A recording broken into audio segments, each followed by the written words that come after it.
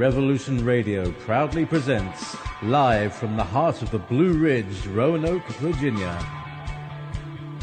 It's the Just Bernard Show with host Bernard Alvarez. Join Bernard as he shares topics that reveal the real matrix and empower your human experience, including world liberty, the esoteric, suppressed technologies, spiritual ascension, and human consciousness.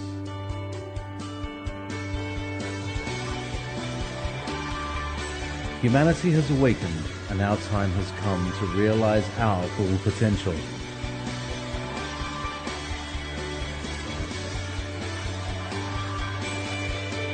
And now, live from the Star City, your host, Bernard Alvarez. And hello, everybody. Welcome to another Just Bernard show here on Revolution Radio. My name is Bernard Alvarez, and stay tuned for 2 hours of some very intriguing discussion and interview with our special guest today, Laura Eisenhower, which will be joining us in just a few minutes. But first of all, let me, of course, welcome our assistant producer and coordinator at the GIC. Trevor Knott is joining us from Canada, Winnipeg, Manitoba, and he will be on the chat taking your questions for our guest, or if you just want to jump into the discussion. So hello, Trevor. How are you today? Hello. I am doing really good. And you?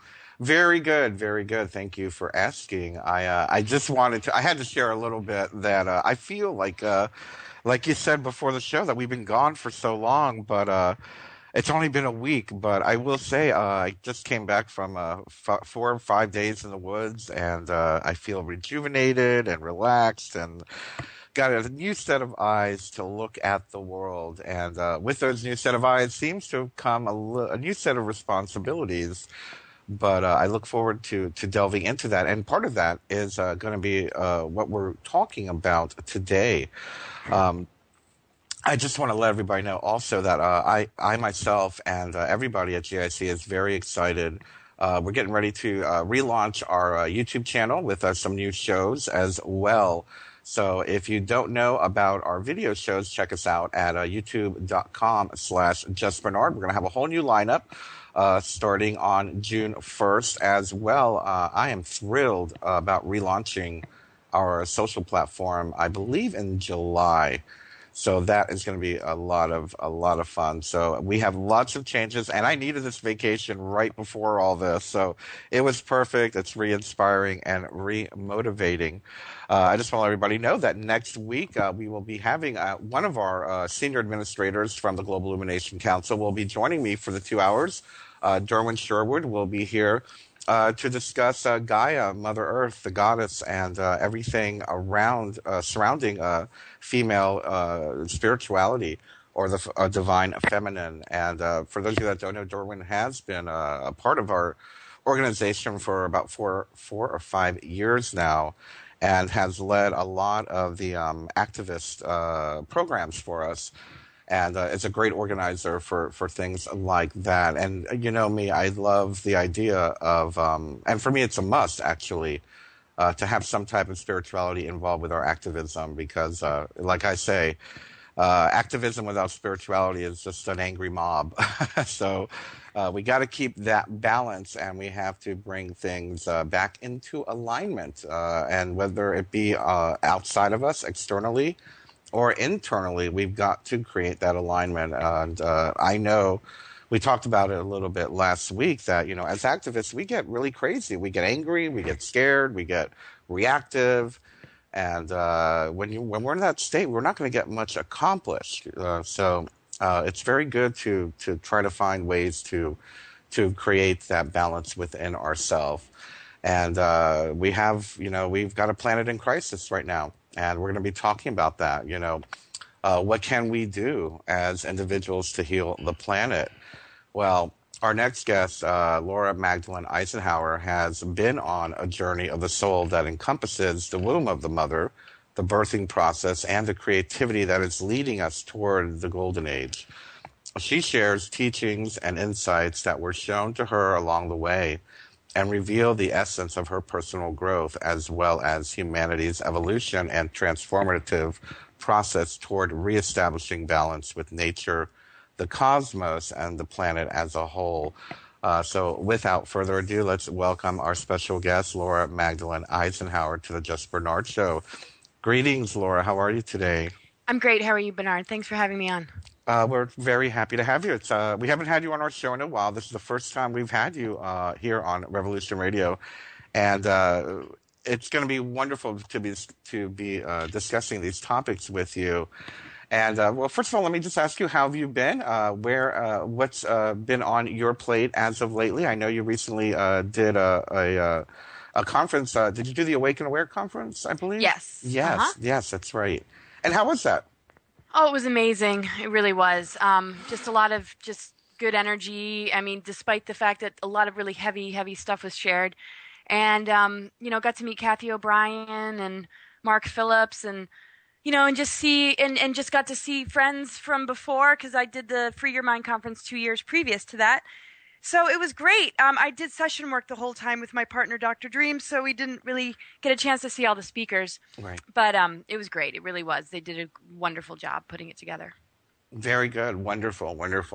Well, Laura, as I spoke about it a little bit at the beginning of the show, I find that, many of us, especially when we're leaning towards spirituality, those of us that are involved in activism, we know the problems. We understand the imbalance of what's happening with, for lack of a better term, the Dark Masters or the NWO, whatever people wish to call them. We know that there's a big imbalance and a big situation that we need to break through and to get rid of the grasp of. However, a lot of people forget that, we as well can do so, not only working externally as activists, but as well as working on our consciousness and awakening.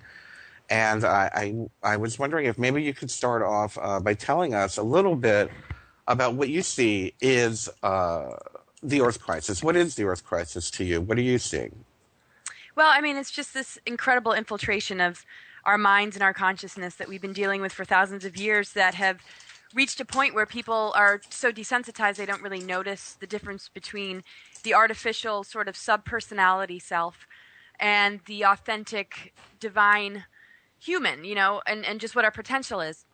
And so everything that we see in this world is sort of geared towards keeping us in this artificial matrix, plugged into just, the system in a way that is continually relying on solutions within that structure, which is the very structure that created these problems. And it's just this endless loop, really. And it's getting us further enmeshed into technologies that really aren't working in harmony with nature. They actually just want to control nature and control us. Mm-hmm. And so that's the real crisis I feel right now is, the fact that people are getting led further and further into that. But the beauty is so many aren't. And that's really what the solution is about, is focusing on what is the difference there, and what are the tools, and what are the awarenesses, or what's the information that we can pass along to really assist our friends and family, and also how can we maintain balance ourselves so that the mission work that we do doesn't sabotage our own process or lower the quality of our existence on a day-to-day basis, to where our frequency isn't high enough because we're absorbing and taking on the burden of everybody else's ignorance to the point of having it sink us.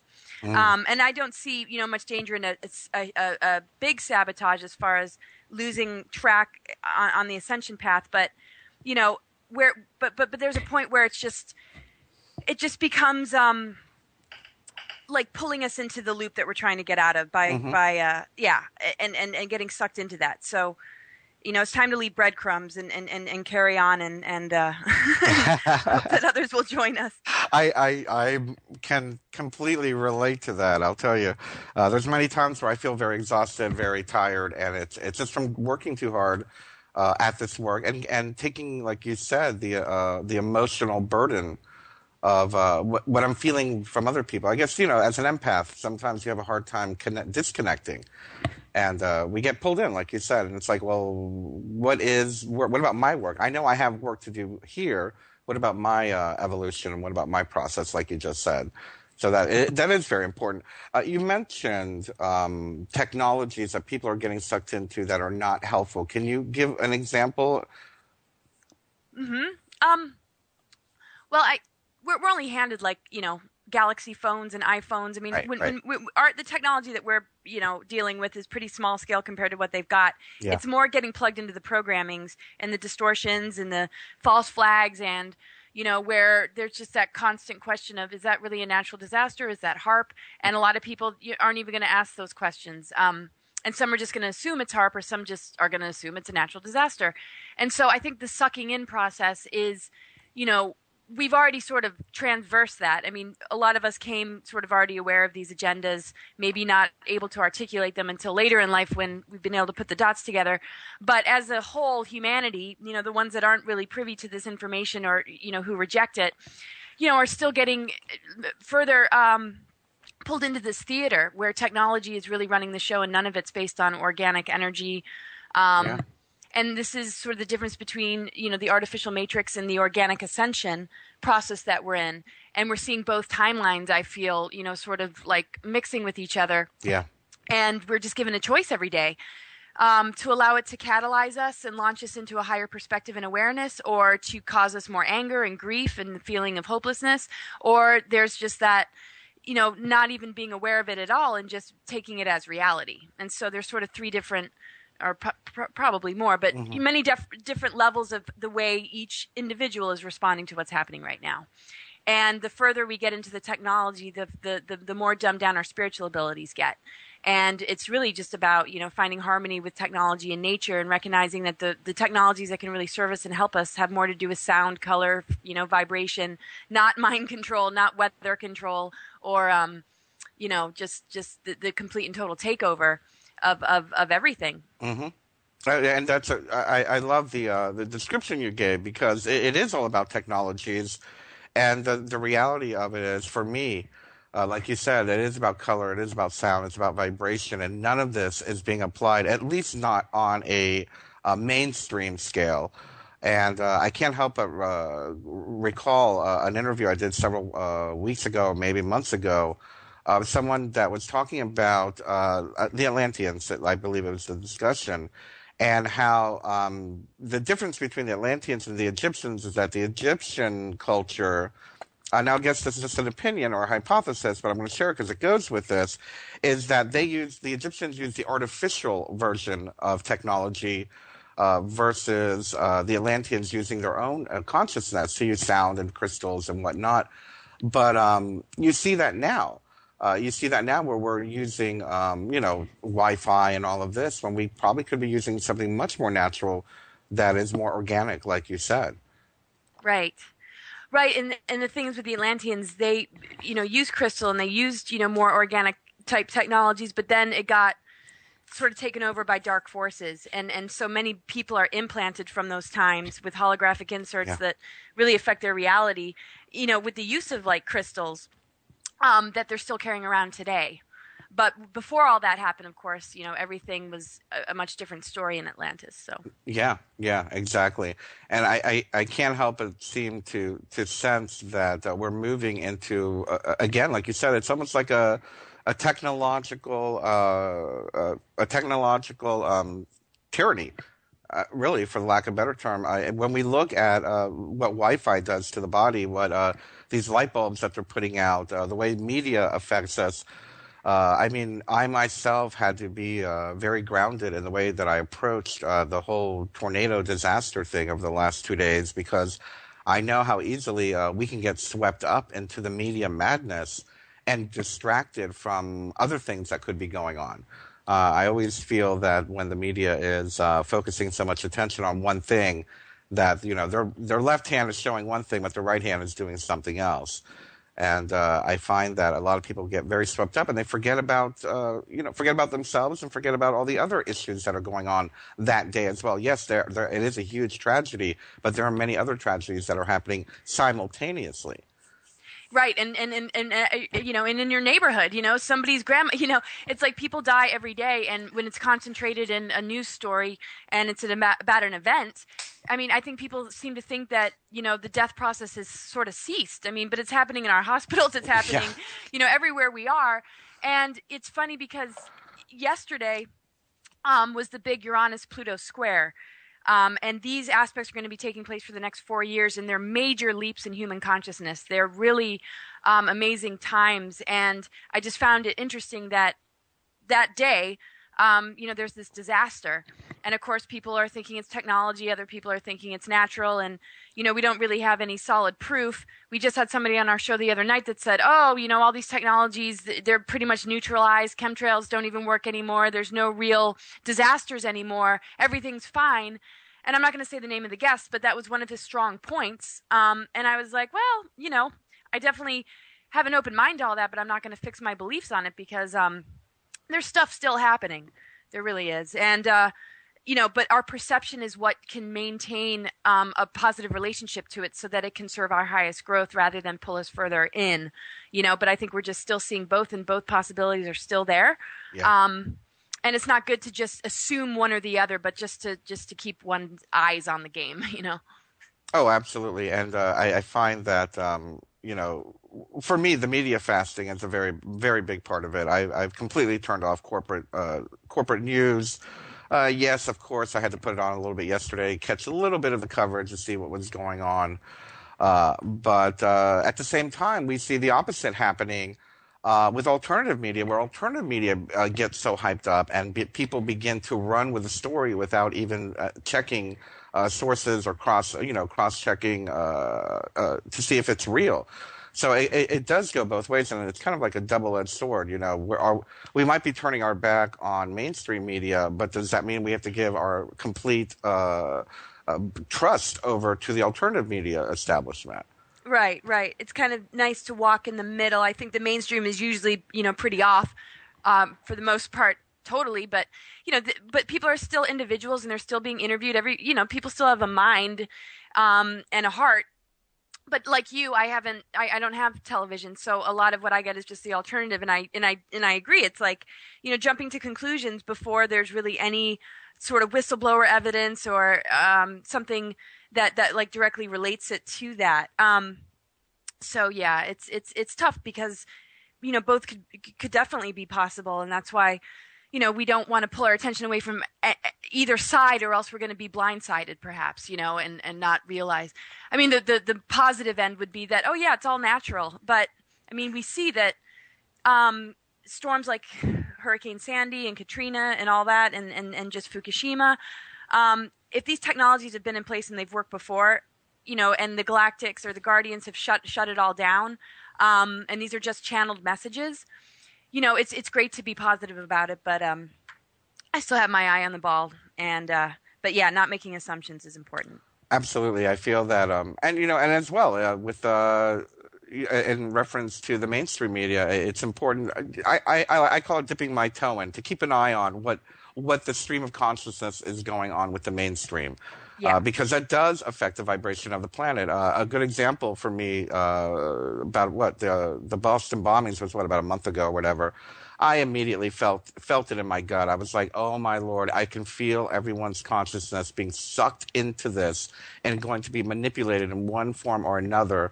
And you just saw it, and you saw the arguments, and people, you know, oh, it's a false flag. No, it's not a false flag. You're so cruel. You have no compassion. You know, this and that, and just so many arguments, and you can't help but feel. I mean, for me, I can't help but feel this energy toward, you know, being dragged down. Even, you know, the so-called light workers and teachers and bringers of awareness and the awakeners or whatever, being pulled into this pit of what I would call a homogenized stream of consciousness that was going on those days.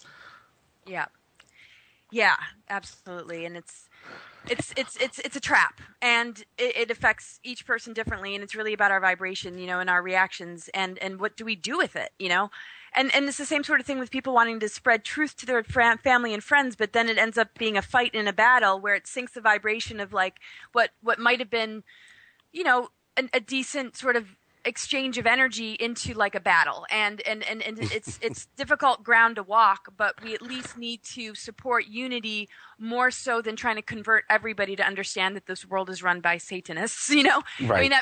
I mean, and it's just each person's different, so we just have to approach it like on a case-by-case basis, so that it doesn't turn into this huge blowout, because they love that. I mean, that's the whole purpose. That's why there's so much disinfo. So we're all fighting about the information rather than, really working with each other, because the goal really is unity. And when it starts to create disunity, then we're missing the mark.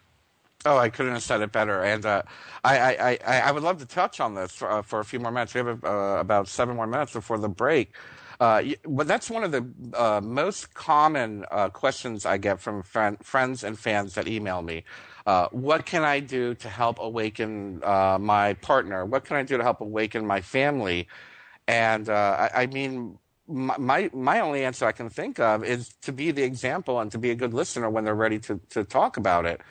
But I was wondering, what would your advice be to our listeners that are going through that? They've had their awakening, and I noticed that it's usually people that have just had their awakening.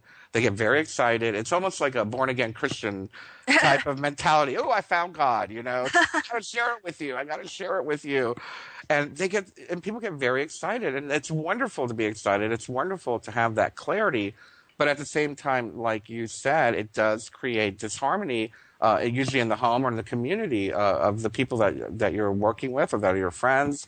And it's really hard. I mean, even for myself, I found when I was a member of Occupy, I mean, there were so many different levels of awareness, and it did create a lot of infighting. Especially, we're talking about the two-party system. It was like, well, I don't want anything to do with the Democrats. Why are you leaning that way? And eventually, I had to pull myself out because just of the infighting. And that's a great example. It's like, okay, well, we see that there's a problem, but yet your perception of it might be a little bit different than mine. And what can we do? Again, maybe share a little bit for those that are having a hard time coming to grasp with, the fact that people do have different perspectives, and maybe we can't yank people into the awakening. Right.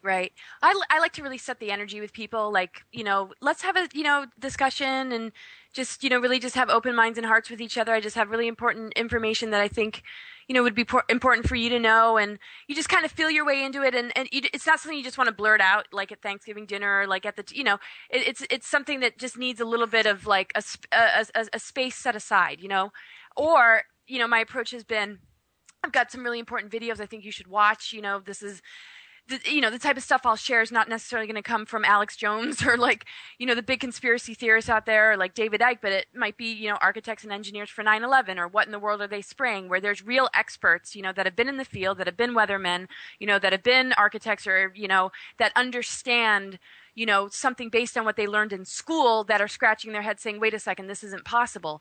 Because, we want to speak their language a little bit when we're trying to wake up our friends and family and put ourselves in their shoes. What would we be feeling if we were hearing this for the first time? Where would we want to get our information from? Well, let's bring in the people that are similar to our friends and family that once were living or feeling and thinking on the same lines of just, everything is, nature, and we've got our governments and there's no conspiracy. And, bring them into their story of like how Scott Stevens scratched his head and said, wait a second, this isn't normal, for these weather patterns or for these clouds to be these pixelated things that he's seeing. And then, the people that are listening can say, wow, they can put themselves in his shoes, who is, somebody who's not coming from the attack, where everything is a conspiracy and everything is like us against them. So I try and just bring that kind of information forward. And I just like to sit down with people and just, whether it's friends or family, and just, really come from my heart and just being concerned and just, and if I start to trigger them and rub them the wrong way, I say, well, just here, take these. And when you feel ready, you should watch them. And, or just say, sit with this for a little bit. When you feel like talking about it more, I've got some great information and some great solutions and just a way to be able to assimilate it and handle it without, bringing one into fear. And each person is different. I've found across the board, lots of people just all about it, and some people, just write it off, but then they come back a year later, 6 months later. Even shows that I've done, people write me a year or two later. They said, when I first heard you, talking about Mars and chemtrails or this or that, I thought you were nuts. But now, I've sat with it. A lot of information has come into my attention, and now it's starting to all make sense. I'm sorry for insulting you or something like that. So, people do come around, and, we just have to be neutral somewhat and just, not feel that it's our burden to save people, but it's more our service to provide the information and plant seeds and take it or leave it, people, because, they're on their own soul journey. They're going to manifest their own wake-up calls just like we did. And, but, we can certainly accelerate the process by having the resources available. Oh yeah, absolutely, absolutely, and there's just it does feel like we need to convert everyone right now, and I hate to use that word convert or awaken or whatever it is, and just so many you just see, like I said earlier, we just see so many arguments, and I like the fact that you said it's about creating unity more than anything. And I feel that that's really probably one of the most important aspects of our work is to not create that divisiveness. And we see that on many of the different communities out there, calling people names. The word sheeple, for example. I gave that up a couple of years ago, but you still see it, and it's just... I know. It's so very degrading. It's really... it's so insulting. Yeah, I don't like to call them that because to me, I just see very trusting hearts, people that don't want to question reality because they can't comprehend, evil or they just can't fathom it, but they don't deserve like so much judgment and ridicule because of it. Obviously most of humanity is very good-hearted. They care about their families. They care about, their spouses. They care about, the earth. But the revelation that, there's real evil behind the scenes running the show, we have to have compassion that it's difficult. I see a lot of truthers, or whatever you want to call them, that are into conspiracy, that have little integrity, that don't care about their relationships, that aren't all about unity or the spiritual aspect. So, there's no real way to pinpoint anybody as better or worse. It's much better to have an open heart and just to be a compassionate, loving being that, understands, just the difference that we all are functioning under as far as how we were raised and how are we conditioned. And then to remember that oneness where we all are very similar, where we do all have the same needs and desires. And I'm not into the division or the judgments because, take a look at yourself, first, and then work on you. And when you do that, then it's much easier to handle others without all that kind of reaction or ridicule because, it just comes from ego. I couldn't agree more. And, you got to ask yourself, well, what happens after we take down the, the satanic New World Order, quote unquote? Are we going to be any better by being this judgmental? Are we not just playing the same, divisive game that they're playing? And so, we have to think about that. What world are we creating after, we get rid of this tyranny? Right. And I love. Mm-hmm. Go ahead. I'm sorry. I was just going to say, and I love just, what you said in the beginning about just how spiritual awareness needs to be there, or else we're just an angry mob. I mean, I love that. Well, we're going to take a short break for station identification, and we are going to continue this wonderful discussion with Laura Eisenhower. We'll be right back.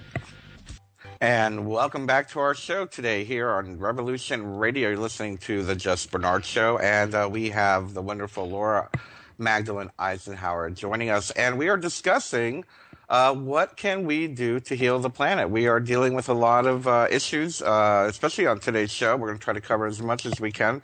Right now, we were talking about what is the problem? What are some of the negative aspects that are going on in our planet? And I was wondering if we could synopsize, Laura. Now, this is going to be a brave new frontier because I've never done this live.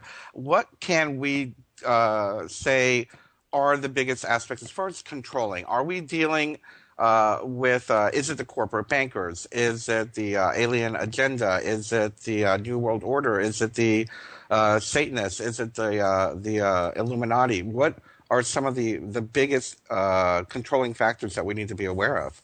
Well, I would say if I were taking a test, all the above. Okay. And yeah, I mean, what it really comes down to, though, is the conquer and divide. It's really Luciferian. It really stems back from where that dark energy first stemmed from, which was where free will divided the mother-father energy as we got closer, into the physical. And that force, pretty much was birthed from that darkness of separation. And I don't want to get too much in that, but really what it comes down to is that union, sacred union within, being in balance with the masculine and feminine, and honoring our relationships and taking them to a much higher level, births the magical child. That's what the Vesica Pisces is all about, and the things that we hear about in mythology connected to the Heros Gamos, and just the sacred, union, sacred marriage stuff. And it's not about, a partner necessarily, but this is the biggest deal right now because it's our divine template. It's our it's where we hold the divine blueprint of the Trinity. And the conquer and divide is so that those forces aren't working together, which birth demonic energies. Like when we're out of balance with ourselves or our relationships, a very dark energy seems to come in, and I know that we're all aware of that. Yeah. And so that's really the goal, is to keep us in a lower-based reptilian mindset where it's constantly being activated. This is why our relationships are targeted to, and there's so much distortion in the media. It's to keep us not able to, come into that union, which is what is the most threatening thing to them, because the magical child energy, the 0 point energy, really is regenerative, and it creates miracles, and it takes us on the ascension path. It anchors us on the organic ascension path. Any disunion is the origination of the Luciferian satanic energy, because it's all about the opposition. It's all about the Antichrist. It's everything that isn't about union. And so in order to create a society or a world that is running on that low frequency, we all need to be divided. And so that's their main goal behind everything, war, poverty, all the imbalances and injustices, all the disasters and terrorist attacks that are obviously BS, and really just coming from that Illuminati agenda. And, on the highest levels, they think they're playing, or they say they're playing, the dark role, and it's necessary to create a negative polarity, because of things that happen in the Atlantean times. I mean, but we're seeing, really the Luciferian rebellion, and it's the desire to play God, via technology, and not give us access to our divine birthright, because without us, there's nothing to feed on. It's parasitic, and it's a vampire energy. Mm-hmm. And so when we plug into it, then we're vulnerable to that disunion, and we're creating all sorts of darkness. And the technologies are just further making this easier. But at the same time, those who are awakening are bypassing all those frequencies and just, moving into a completely different, energy, which is a much higher frequency than what these technologies are trying to do. But people that are doing that really do, understand the concept of sacred union. And if they're not talking about it, they've certainly figured it out, because we can't really progress on our path without, understanding the necessity of balance and merging these polarities and doing the inner alchemy, the soul alchemy, which is what the ancients understood. And so the use of Ormus and all this, which is another level of it, isn't really the organic process of what real soul alchemy represents. And they lost touch with that as the density of the planet went lower, and that's why they pursued gold, and why they got further separated from source and the feminine, which has further fed just all these different supplements to stay immortal or stay powerful, but with very negative means, not based on connection to source, but based on connection to any tool or method to feed off of free energy and use free energy as a weapon, and that includes taking our energy. Oh yeah, absolutely. And and as I'm listening to you, I can't help but notice we're using a lot of terminology that might be considered, for lack of a better term, occult or metaphysical or New Age or pagan. What would you say to people that are awakening, especially in the geopolitical realm? Because I noticed that a lot of the quote unquote truthers, maybe not so much anymore. There's a big change happening with compassion and understanding, and probably trying to understand this metaphysical dynamic of our situation. However, we are seeing that a lot of people are, were very right-wing Christian, for lack of a better term, and are very much opposed to either using this language or thinking in this type of philosophy. What would you do to I don't know, help them to understand that it is what it is, and it can be used for good or bad. Because a lot of people, I'll give you a great example. A lot of people, because we use the term illumination in our organization, they think we're the Illuminati. And it's like, oh, please, we're the antithesis of the Illuminati. Oh, but you do meditation and you do energy work and this and that, and that's dark, that's evil. We had a huge uproar because we posted a picture of a Ouija board the other day, and it was just to have a discussion, what do you think of it? But there seems to be so much fear, and I can't help but wonder, is that fear that was infused for this a part of the disinformation? And how would you relate that to someone who's just hearing this type of language or this type of philosophy for the first time? Yeah, well, religion got heavily infiltrated, and there's a lot of imposters that are posing as Yahweh. Not a lot. I mean, there's an imposter posing as Yahweh, and that happened early on. And that whole, New Old Testament God and the commandments, even, thou shalt not. This is kind of playing the good cop, bad cop as far as the Illuminati goes, is setting up sort of this man-made law and religious structure while all this other sort of darkness is happening, where there's hidden occult ritual going on and all sorts of things connected to pedophilia that has infiltrated the religions, and where what seems to be something based on integrity and being close to Christ, underneath all that is the absolute opposite of it, and the occult is used, and the Freemasons have been infiltrated, the Knights Templar have been infiltrated. So anybody who thinks this is new agey, everything that I've learned from nature. So we can sit there and call nature and Gaia darkness, but I mean, right, these aren't difficult concepts that have anything to do with some dogma or some book that some new age or a guru wrote. This is direct experience with living in the wilderness for years, living on the road, doing meditation, going deep within. Altars can be misused. There's every tool under the sun can be misused. It depends on the person behind it. Similar to technology, similar to a garden tool. It can turn into a weapon or it can till your soil. It depends on the individual and the groups behind it. I personally am not in any groups or cults or religions or anything. I'm pretty much just focused on my own inner work. Right. And, for people who are hearing this for the first time, it's about understanding that the Christ consciousness is within you, and so is the goddess energy, and they are in union, and that is your divine blueprint.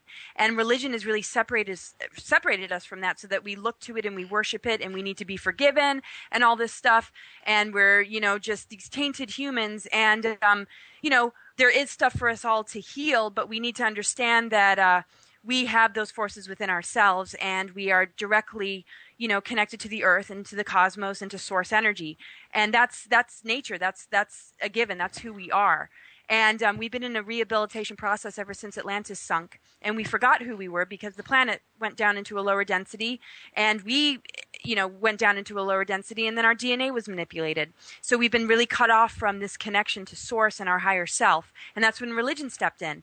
And there's a lot of goodness that can come out of some of those things, but because we were taken advantage of, after these cataclysms, it's really been steered to serve the elite and not serve our spiritual growth. And so, people got to get out of the labels and the judgments and the fear. And, oh, well, if she does tarot or she's talking about astrology or she mentions the word Lucifer or whatever, she's this or she's that. And it's like, these are all energies and archetypes. We're made up of all of them. The more we externalize it and say, this figure or that figure, Christ, Lucifer, we start to not become a part of the solution. We are waiting for something else to sort it out. We've got all those energies within us, and it's up to us to work it on the inside to come into harmony and balance so that they're all, working in the way that our human body needs to work. We have diverse organs, but it's in the oneness of the body. But they all have to work together, or else the being is going to get sick. It's not about, oh, well, you're the liver and you think like this. Well, you're the heart and you beat like that, and that's different from me. So, get lost. Okay, well, you're going to die. So, this is what's happening on the planet is, different organs are trying to lead the show, but it's our higher consciousness that needs to, because it's the only thing that's going to bring the rest of the system into balance. And yeah, some people are going to be off. There's going to be disinfo and this and that. But the best thing we can do is integrate, unify, transform, and forgive. It's about the heart of the person. We got to go to the heart of that person and drop the labels and judgments. If that person's a good person, then just be glad with that. The information can be sorted out later. But we at least need an intuition to decide, is this person, a loving being, or is this person manipulative and all out for themselves and are misusing power? And then, get that part taken care of, and then worry about the rest. We need to get our intuitions back. I mean, we're just functioning on information, reactions, and defensiveness, and it just, we miss the mark. And I get so many nasty comments, just people just grab onto a word that I say. I look at my YouTube comments, and people are it's just unbelievable, Oh, yes. I get the same thing. Same thing. And it's funny, I brought it up because, as I told you before the show, and I mentioned at the beginning, as I went on a little retreat for a Beltane festival. And I took some really cool video of the fire dancers and the bonfire and, people, spinning fireballs and whatnot. And the first comment is, you need to look at David Icke's Roman Beltane sacrifice video or something like that. I'm like, this has nothing to do with that, And yes, of course, there is dark powers out there that use the energy for negative. Yes, but it doesn't mean that it's all negative, And it just, as someone who understands it, it kind of makes me laugh. But as someone who receives death threats and stalkers, well, what can we do to help these people understand that it's not, like you said, it's the technology, it's how you use it. Is it evil? It is evil if the person's evil and is using it for evil. Exactly. And the people that are just all bent out of shape, it's like, are you looking at whatever institution you're standing up for? Because I can't think of anything that has not been infiltrated. I mean, this is the whole deal right now is, to look within and to connect yourself with things that make you feel good, that help you to grow and prosper and transform. And if those tools or groups, are a part of that, great. But the way you're relating to it, is different than maybe somebody else. There's good cops, bad cops. There's crooked something within every structure in this world. You can't escape the duality that we're in. Even races of, beings that are considered positive, there's duality in that too. There's duality and good and evil factions of the Anunnaki. I mean, you can't just lump everything in one category. It's ridiculous. Dogs, cats, you can't, it's just whatever. Right. Well, it reminds me of, my second awakening, I call it. I had my first spiritual awakening in my early 20s and my second one in my late 30s. And I remember seeing, being exposed to all of these videos by David Icke and Alex Jones and whatnot. And it's like, oh, all the Freemasons are evil, or all the Greys are evil, or all the Anunnaki are evil. And it was like, I didn't want anything to do with any Freemasons or any, anyone that channeled the Greys or was in contact with them or anything like that. And, as the years go on and I guess my path developed and my media, for lack of a better term, my media career developed and I got to talk to more and more people, I've learned, hey, there are truly loving, healing, good Freemasons out there. There are really, truly loving, good people that are in contact with the Greys. We've interviewed several of them, and when you're seeing them face to face, you can tell. You can just tell if they're a good person or not. And it's just, again, it's the absolute. And understanding that there is duality in everything, and we cannot have that mentality of all this is evil or all of those people are evil. Look at politicians. There are politicians that are trying to help. There are. Look at your great grandfather. Hello, a good example. I mean, there are politicians that are trying to help. We can't mark them all as they're just in it for the power. Well, maybe they're in it for the power to help. Yeah, totally. And, in decisions that are made, I mean, I think we can all look at our lives and say, gosh, if I had only known what I had known now, I would have done it differently. And, we can't just sit around too and look back in the past and blame. But it's important to look at our history and figure out, what the hell really happened, to put the puzzle pieces together, to know exactly what we're called to do right now. That's what we do in our own lives. We continually upgrade, take it to the next level, gain wisdom and knowledge, and make more informed decisions based on all that. And that's what our generation and our, the younger generations and all of us really are being called to do. And it's just, it's just a big entanglement and squabble fest a lot of the time. And but I think, a lot is really shifting and moving people into the heart. Cosmically speaking, all the astrological alignments are really supporting this. And, And this is the thing, you know, on an organic level, everything that we could possibly need coming in from the sun, coming from the earth into our feet chakras, everything on a natural level is upgrading us and taking us on this ascension path. It's everything else that's trying to distract us and throw us off. And we got to, you know, keep ourselves in check so that, you know, we're not just a product of that. And that's exactly what the point we're making is. And yeah. It's a good one. It's a good one. Not to be reactionary, you know, I feel, you know, don't react so much to the external environment.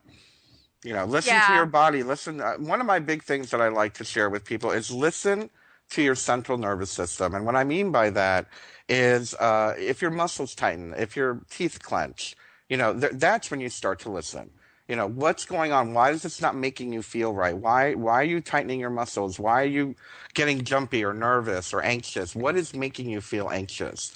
And for me, most of the time it has to do with politics and the global system. Yeah. You know? Mm-hmm. I wanted to touch on, I know I just mentioned your great-grandfather. And now that I have you on the phone, the question popped into my mind. Recently, they had the People's Congressional hearing on disclosure. And he was mentioned in the sense that someone, I don't know if it's someone that he knew, I didn't get deep into it, but I'm wondering if you heard about it, that Ike wanted to invade Roswell. Right, Area 51. Or Area 51, thank you. Yeah. Do you know the details of that, or did you know about that? No, I don't. There's no real family discussions, so I'm just coming from my own experiences and research when I speak of anything related to UFOs or ETs. I'm yet to have an ET UFO conversation with any member of my family. It's really weird. I don't understand it. I'm really the only one that really would dare to talk about this stuff. Right. But what I've got, I mean, what makes the most sense is that, you know, clearly these treaties did take place. I mean, there's just whistleblowers, you know, there's just been so much testimony about it. But, you know, as far as the darker treaties with the Greys, those had been in the works since, you know, early on before World War II, really. And it originated with Aleister Crowley, Winston Churchill, and Hitler. Mm-hmm. And for more information about that, Lisa Renee has gathered all this information. I've heard it from other whistleblowers. And then Roosevelt was the next one. And then by the time it got to Eisenhower, who tried to win the war and defeat Hitler, you know, there was already a lot of that control in the three-letter organizations that had been set up, established before he came into the presidency. And he was really pushed into the presidency, you know, by Rockefeller and you know, was slowly discovering that his allies or his colleagues were, you know, not of a good orientation or nature.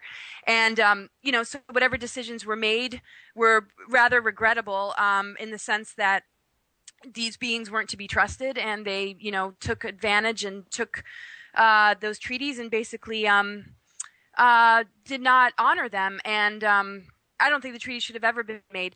But, you know, Eisenhower, in a sense, was sort of used as a scapegoat. You know, well, here's the president. And we know that the president's more like a mascot of the government. There's other things happening. Yeah. And this is really when it started to happen after the Second World War.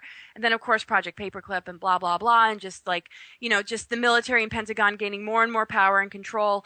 And so when, you know, the MJ-12 and all these hidden organizations really gained control of the UFO thing and were really in the dealings with the technologies, not the president, this is when Eisenhower was like, wait a second, you know, what is going on?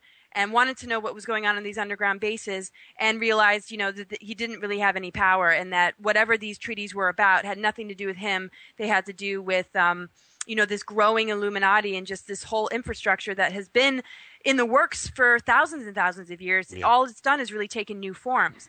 But about this invasion of Area 51, what I think happened and why it didn't end up happening, because I guess he was going to call on the First Navy or the First Army of Colorado. I don't know where that was, but the beings from Venus showed up in the 1960s, and Eisenhower put them in the Pentagon for 3 years on VIP status. And a movie's going to be coming out about it. I'm not going to go too much into all this, but perhaps the reason the invasion never happened was because benevolent forces came on the scenes, and supposedly Nixon and Eisenhower were really on the side of, you know, Valiant Thor, who came from Venus, and the other beings that came along with him to help them on their mission. And this is all written in a book.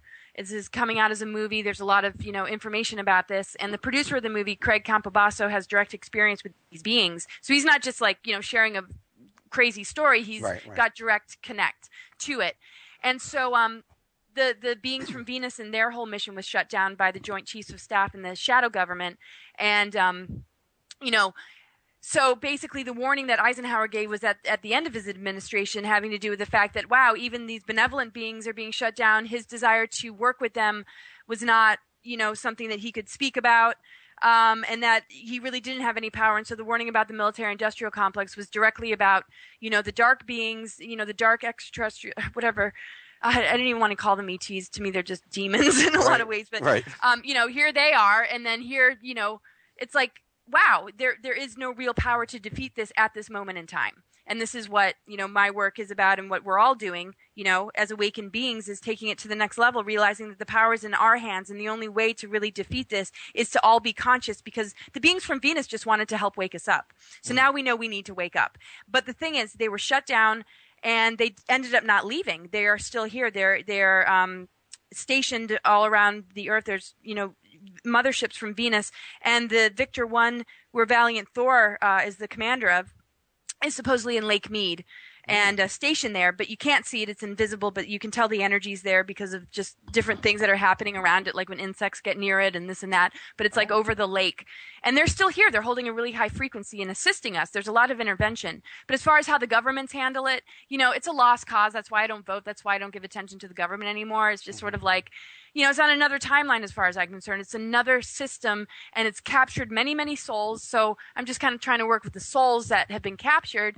But, the deal is the invasion was never able to happen, but there was an intention to stop what had begun.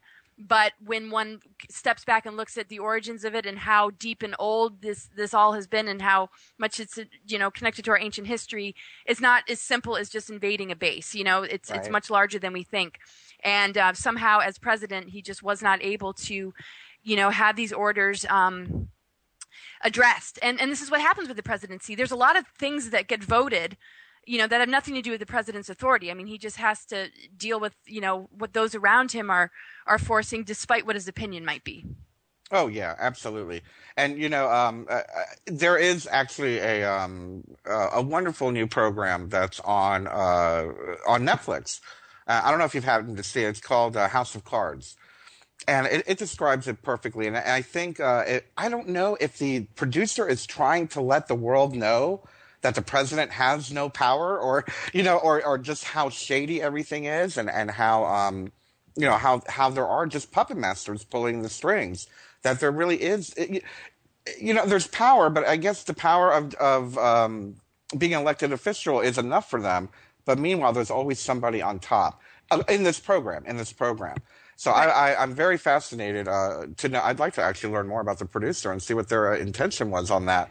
But you said it. You said it. There is no.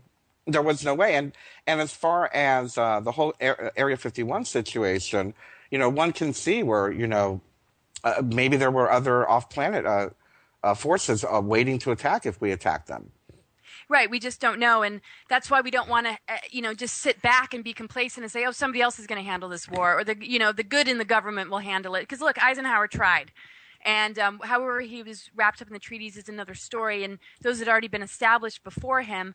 And so this is why it's up to all of us. It's not something that our governments or beings are just going to take care of. We have to step up to that energy and embody it ourselves in order to assist all the benevolent forces, and it has to do with just how we carry our energy, and like how we, just how we function from day to day, and what we choose to unplug from and what we choose to embrace and empower. And that's what it really comes down to. Well, we're going to take a break. We'll be right back with Laura Eisenhower. Welcome back to the Just Bernard Show here on Revolution Radio at freedomslips.com. We are speaking with Laura Magdalene Eisenhower, and what a great conversation we are having.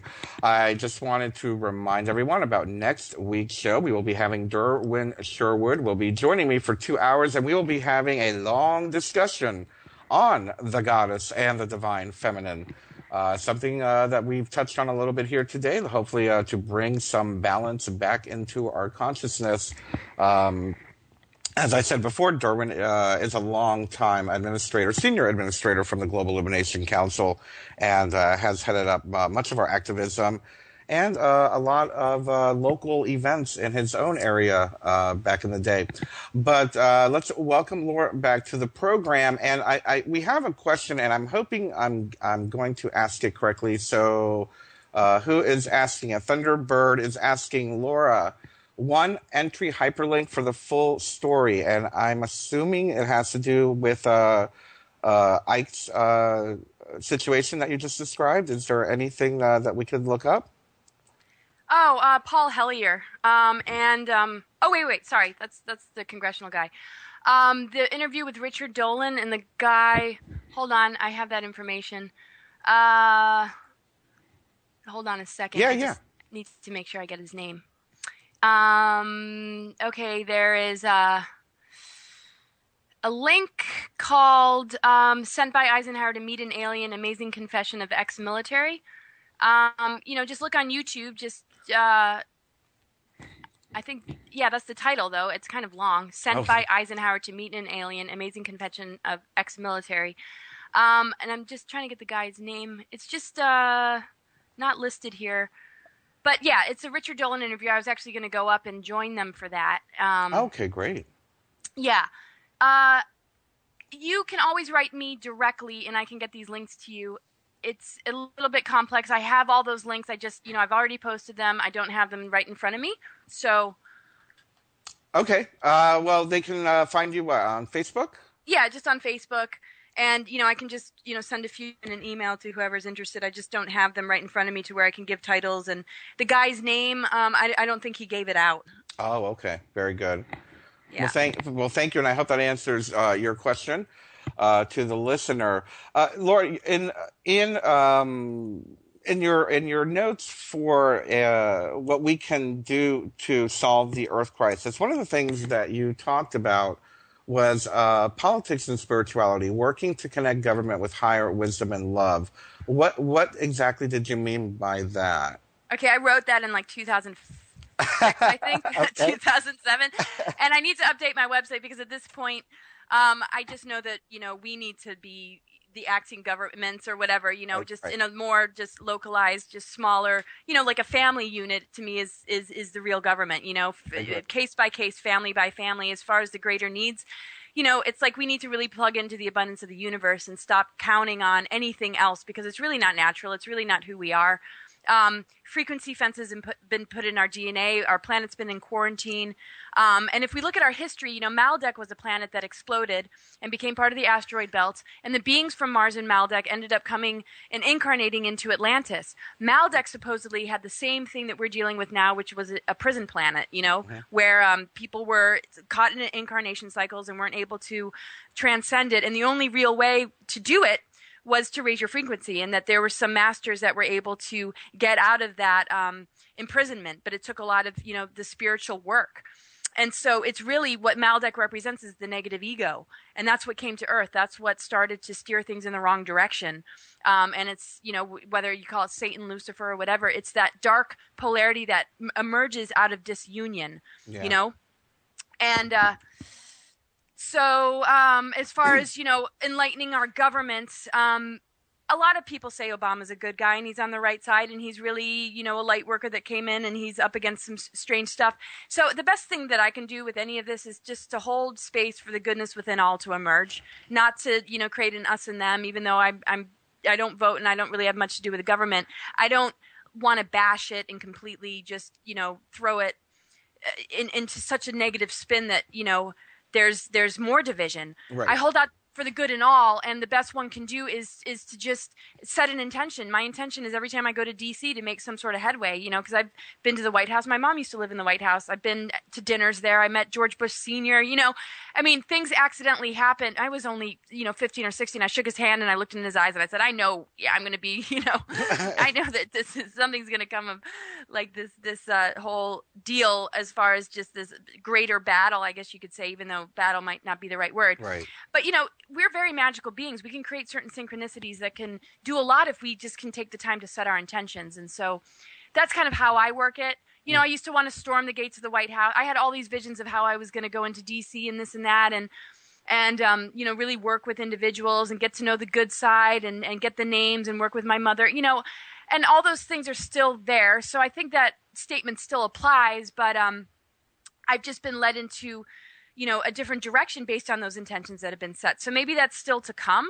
But as of right now, I'm just holding space for the good and really trying to empower a whole nother system emerging. And I'm working on that with Michael Tellinger and others that have to do with, getting away from the money system and getting our identification, social security numbers, and all legal documents out of their hands and into a new system that isn't based on, this corruption. Yeah. And so I'm just more into establishing like the right way to do it than trying to convert something that's absolutely been, taken over. Oh boy, I can align with that. Boy, do I align with that. As a matter of fact, I speak of that, and I find so much conflict in that as well with people when I do speak about it. That it is time. It's time to build a new system. Don't participate to the best of your ability. Do not participate in the system. I mean, I know we have to pay taxes and whatnot, but there are just even small gestures that we can make, like not voting, like not aligning with a political party, like turning off Fox News and CNN, like not getting into political arguments over small issues that really do not concern the greater good. Yeah. And I so agree with you. I so agree with you. We need to be able to build a new system, and I love that we're seeing so much of that happening, especially with the economic thing. I mean, I don't know what the solution is yet. Maybe you guys are working on something that would be helpful. Can you tell us, what did you mean about getting our Social Security and all that into the right hands?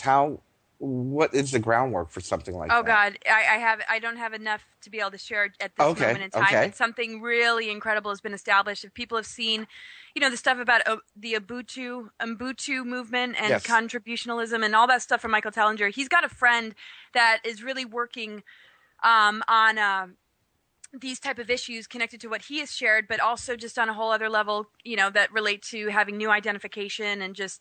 I know there's a website. And I've talked to somebody at a conference before who doesn't have to pay taxes anymore. Legally, she doesn't have to pay taxes anymore because she has done the paperwork or figured out some way to move herself into another thing that is still legit. And I can't remember what the website is called, but it's possible. And so this is another example of that. And I think the more we can share that information, the more we are not, owned by these things. And, it's just great news to know that people have managed to pull themselves out of it. And so I'm just going to get really heavily involved because I think, signing people up and we want to go to the UN and we're going to take it, pretty far, but we're in the beginning stages. So before I comment too much, I got to get more of a grip on it, but it's good stuff for sure. Well, it's definitely the right direction. I mean, it most certainly is a step in the right direction and a step toward a solution. Yeah. Definitely. And it's like, to me, it's not so much about, we're just going to barter and trade and we're going to go back to being primitive. I mean, we are upgrading. We are returning to just who we really are, and we're upgrading our DNA. And it's more about, having that action plan and weaning ourselves off of everything and then working on the spiritual development, because we're obviously the most advanced technology and we are going through so much to the point where we're transcending the money system isn't so much because we've created a new one. It's also because we don't need it, because we are able to materialize energy, and our thoughts and our power on a divine level is able to manifest exactly what we need at any given point in time. And it has nothing to do with 3D issues and problems and survival, which is what we've been used to. So, we're trying to solve these things with, better ways to survive, which are important. But once we get on that platform, then it's really, to me, about developing our abilities and getting out of this loop of reincarnation and being able to come and go from the physical as we choose, with the abilities to take care of ourselves without grocery stores and just the harder labor that's attached to keeping ourselves alive, which is what that 3D reality represents. It's going to shift drastically. When we stay on track, we're going to see that the physics are changing, and just the way we relate to physical reality is a completely different thing. And that's really where my sights are, not so much on, 3D, a better way to handle, what we're used to in this 3D reality, but to start off with those solutions and then launch into really stepping into the fact that we are in higher dimensions already. Yeah. And to really align with what those powers and abilities are, and not to just assume that, not quite there yet. We need to activate it. It is there. We are capable of making miracles and all sorts of things. We need to pull ourselves out enough to see that, though. And that's why living on the road and going into the wilderness and just getting out and away from it all allows us to see that divine reflection instead of, the cell tower or the traffic that we're in, or just, we don't even get a chance to see what we're made of because we're sort of in the fishbowl. So It's just good for people to get out and recognize, like, check out how much things have shifted, in your consciousness and in your abilities, because it's happening right now. Oh, absolutely. And, and to go a little bit further in that, I can't help but notice that, how different things are when you do get away from the cell towers, when you do get away from the microwaves, when you do get away from the power lines and the, the smart meters or whatever is out there, the artificial light, the electrical grid. I mean, when you're disconnected from that, how often do people actually get to do that? On a day-to-day basis, the majority of people don't get to do that. No, not enough. And so I feel that's definitely going to be a part of it. And into moving into that higher state that you're talking about. Yeah, and what it also does is it takes back that free energy of our own energy, and it also, when we connect to the earth, it allows her forces and her energy to run through us and to, really shift things, because, they HARP and all this other stuff is utilizing the energy of the earth, and it's using, the chi in the atmosphere to control the weather, and we need to get a grip on, like, our connection to it all, so that it's not in their hands, but it's ours, and we're the guardians. We're the ones that need to create this shift through our inner processing and our own expansion of consciousness, to divert it from getting siphoned into these technologies that and we see it in movies like Hunger Games. I mean, they had control over everything. They could just throw anything into anybody's way that looks real, and that's kind of like what's starting to show up big time. Yeah, I can't help but feel the same way. I haven't seen that yet, but I can't help but feel the same way.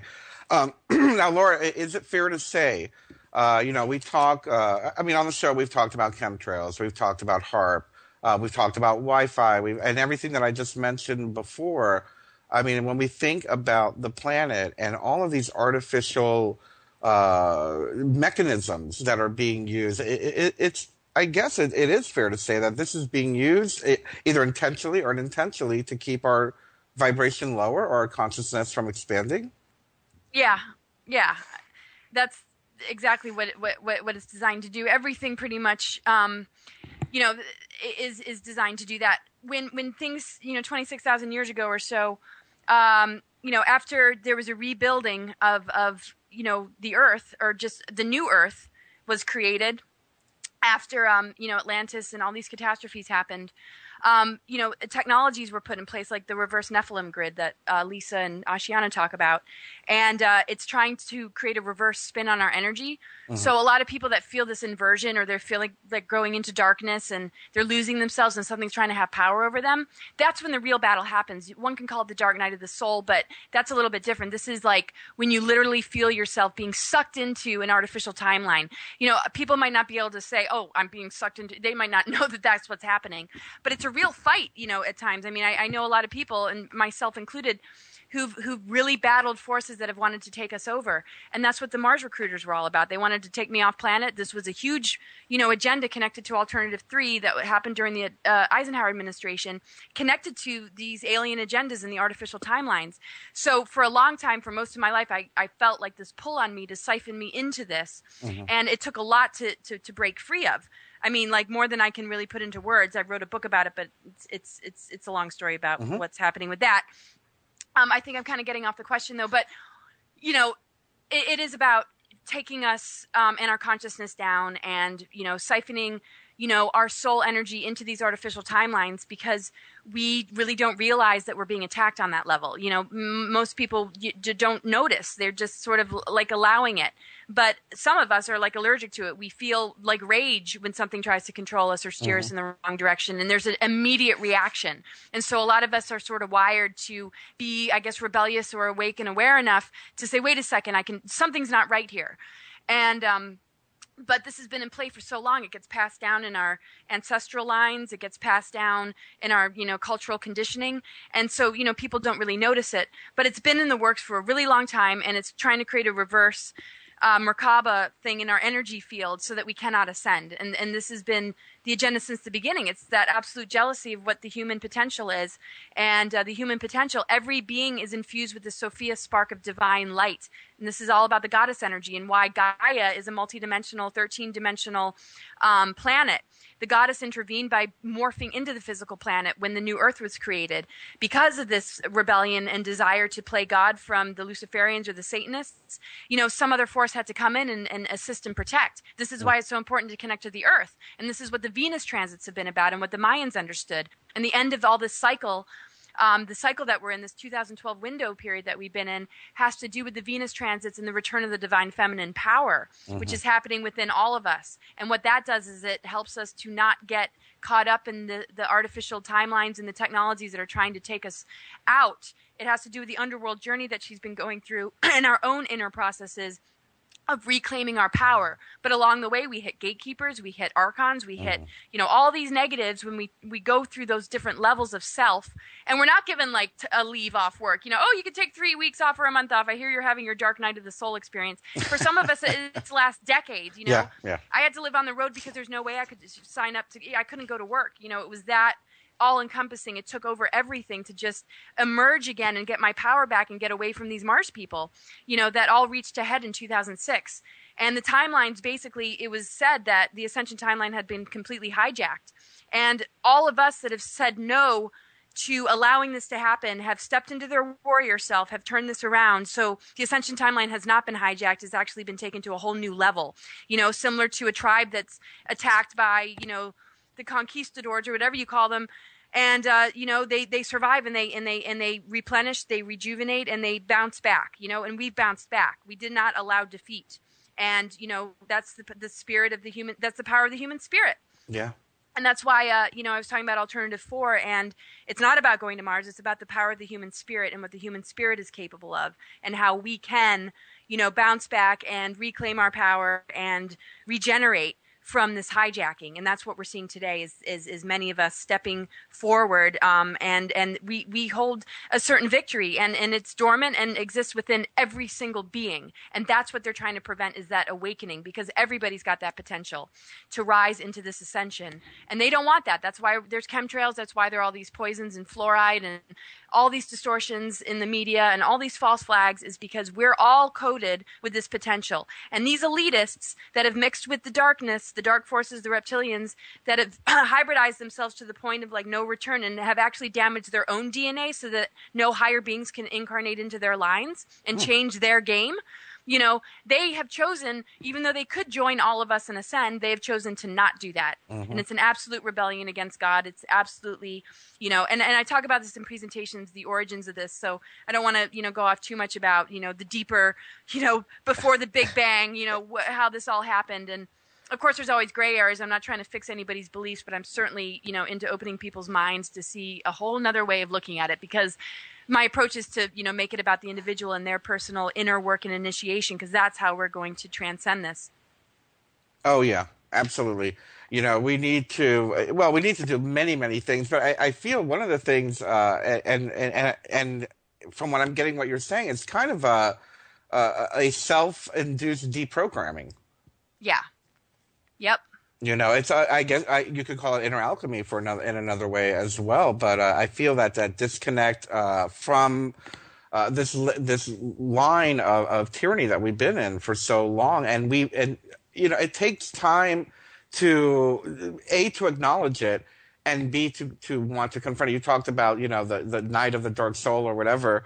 Having to do this work, it does take time, and it takes a lot of courage. And I find that so many are afraid or are distracted, and I think that's why I come up with the word of deprogramming, because we cannot be distracted. People are going to mouth off, politicians are going to mouth off, those who are trolls on Facebook, whatever you want to call it, that distract you from these things and bring you down. That's a part of our programming that to make us look the other way.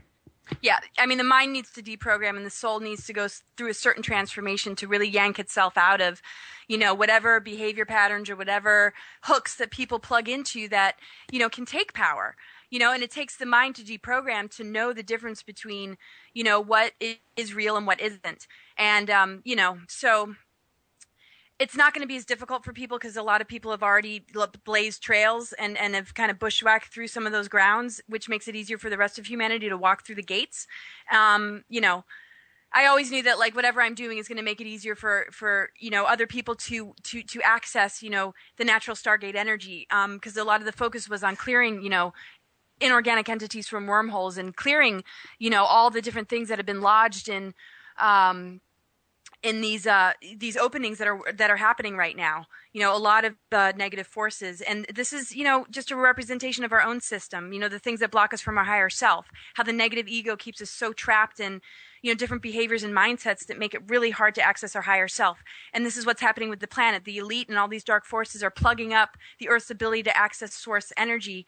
And this is what being in alignment with the galactic plane represents, is that absolute, realignment after the poles have been like all off. It's like, after this catastrophe, it's like the Earth and us are recovering from a car wreck. It takes physical therapy to get back into alignment. But in the process of all that, all these other things have jumped in to make the process difficult. Like a twisted doctor that's, giving a patient rehab, but is secretly poisoning them so they never reach their real potential, so that the doctor can make money off that person for the rest of their existence. I mean, that is sort of what is happening. And, so just being aware of that is enough. It's like, okay.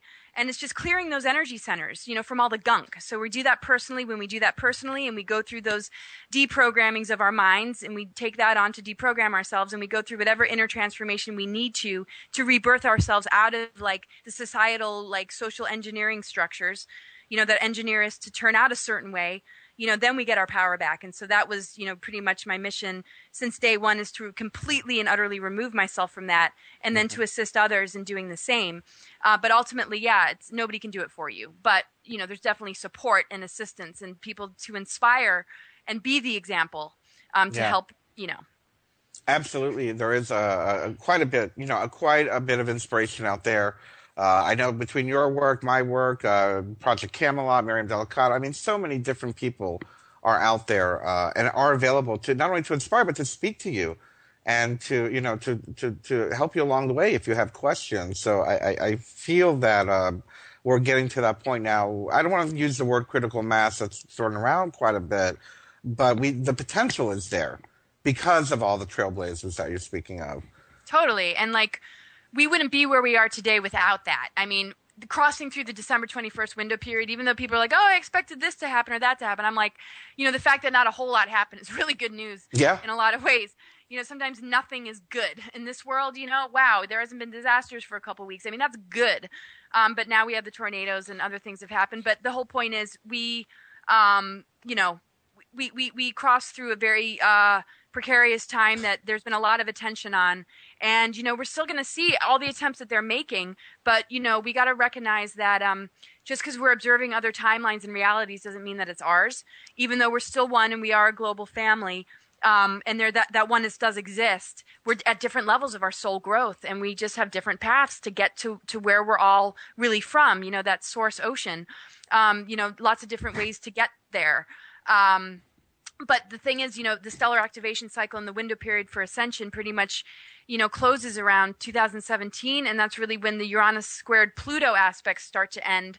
And this is why this is a really critical time, a very accelerated time to grow and or get further immersed into, the artificial world. And so it's a lot of urgency right now, but in a good way, not in a way that should be alarming. I can't help but use the old Matrix image that's coming to mind. Is like the universe is literally putting out the red pill and the blue pill. This is your time to take it. Totally. Are you going to fall back into the Matrix, or do you want to take that red pill and get out? Yeah, absolutely. Absolutely. I'm wondering if we have enough time. Yeah, we do actually. I wanted to talk to you about 2012 and what happened. I find that, and again, I agree with you. I feel that, nothing major happened. We did see a lot of unity that day on December 21st. Lots of people doing, global meditations and healings and lots of positive work. And, perhaps maybe that had something to do with it. As well, there's always talk that the date was wrong by a couple days, hours, months, whatever. But what I got was a lot of people, and I don't know if you got the same thing, but a lot of people that I work with, my contemporaries, were getting the same thing where people just gave up after that. Like nothing happened, so therefore I don't believe in any of this. And they just threw the whole thing out the window. As far as the ascension process or the awakening process or anything like that. And I can't help but wonder, could that have been a false flag? In the sense that, okay, let's not do anything so people lose faith, Right. Yeah. I'm sorry, I wanted to know what your thoughts are on that. Well, I mean, we can spin anything. When crisis happens, we can spin things to make it, work to our benefit or not. When there's a disaster, people either unify or they fall apart and become victims. If a person's homeless, they either, beg for money and fall apart, or they access their light body and manifest exactly what they need, and they're just detached. It's like, it's all perception. We are artists in that sense, where we can really make anything what we want it to be. Mm-hmm. And we think, beliefs are powerful, and people say, well, as long as you believe it, it'll happen. You just have to align your beliefs correctly. And it's like, yes and no. I mean, think of all the people that believed there was going to be a rapture, or the people that believed they were going to float away and that didn't happen. I mean, they probably believed it for a really long time. Our beliefs are powerful, but it's more about how they affect the quality of our life, not so much if it's necessarily going to manifest, but maybe eventually, because I believe everything that we at least hope for or dream about or set our intentions for do happen. But if we blindly believe in a form of expectation and we're not actively co-creating and bringing it into reality, and we just think it's something that's going to happen out of the sky, like a prediction that we're just sort of like open to, and it's a belief, it's different than an embodiment where you own something to be truth and you live it on a day-to-day basis and you bring it forward because you're holding the energy to attract it to yourself. We have all sorts of people in our world that are just, praying and trying to create certain things, but yet they're not really in integrity and they don't really walk the talk. It's sort of like, well, on Sunday or after I confess to the priest, I'm okay and the rapture is going to happen. It's like, it's already misguided despite the beliefs. There's more organic truths that we need to connect to. And, that's what this period is about. Whether the dates are off or not, it was, as far as the Mayans understood, this was the legit date. And even, the Mayans understood that, a pole shift was likely to happen, that they had a lot of attention on when the cosmic ray was going to hit at a particular time on the 21st. And, one man, and I know this video was passed around a lot, ran around giving people magnets or some way to deflect their technologies from being able to create a pole shift. Well, the pole shift never happened, so that was obviously successful. The energy of the day and everything building up to it was just a powerful day just because of the alignments in general. I mean, the sun, Venus, and the earth were all in alignment for 7 hours. Yep. And so, those things are real, but we deal with incredible alignments all the time. I mean, yesterday was huge just with this square aspect, even though it's a tense aspect because squares are tense. So whatever people gave up on, is all about information they've been fed that they are disappointed about. It's not something that's very true to who they are on the inside. If they were really owning it, they would be sort of in sync with where we are right now, and they'd still be in the process of recognizing that, of course, we're ascending. Yeah. But if you rely on people's predictions and things that you've read and things that you've decided to believe in a very sort of not really in a way that connects to your own soul or your own inner truth, then you're at the mercy of, very weak things. And your belief systems are being tossed around by things that have already been externalized and not fully embodied or recognized as your own inner truth. When we recognize our own inner truth, then we're always on track with it. There's never defeat. There's never giving up because we're intricately woven into the process of bringing it forward. And so I find a lot of people aren't doing that. Well, we'll be right back with Laura Eisenhower. Welcome back to the Just Bernard Show. Right before the break, Laura was talking about giving our power over to other people and our beliefs over to other people. And Laura, I can't help but throw into the mix of this discussion the idea of many people involved in the awakening process or the awakening movement, whatever we want to call it, are relying on a lot of these channelers. And I can remember.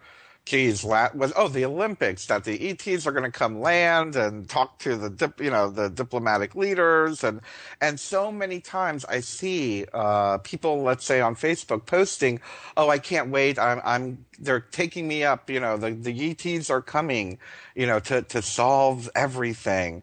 And I can't help to want to throw this into discussion. And what are your thoughts on this whole concept of channelers giving specific dates and saying that, this is the time that they're coming, or, they'll be here next Saturday. I remember one guy was saying they're coming next Saturday, Yeah. I don't know what to think of all that. I'm not much into, predictions. It's good to just, have a sense of, what's in front of us, but, it kind of like affects our creative energy. If we expect something, we either wait for it and we drop our own sort of personal like involvement in the way things unfold, or we, notice that it doesn't show up and then we get disappointed and then we're kind of lost and like, oh, what are we going to do now, without like spending the time previous to that sort of working on just our own relationship to everything and just what we're bringing forward. And I just think it's dangerous. I think a lot of the channelings are dangerous. I like the ones that have positive messages, and I'm open to those, especially if they're not trying to control or say, we need to come and take over for your betterment to fix the thing. As long as it's encouraging our own personal development, it seems harmless, to hear these messages. But when it comes down to predictions, I'm just not much into it. I really am not. I just, when it shows up, and let's deal with it when that happens. And let's not all sit around looking and waiting at the sky, because a lot of times when things are predicted, it actually changes it from happening.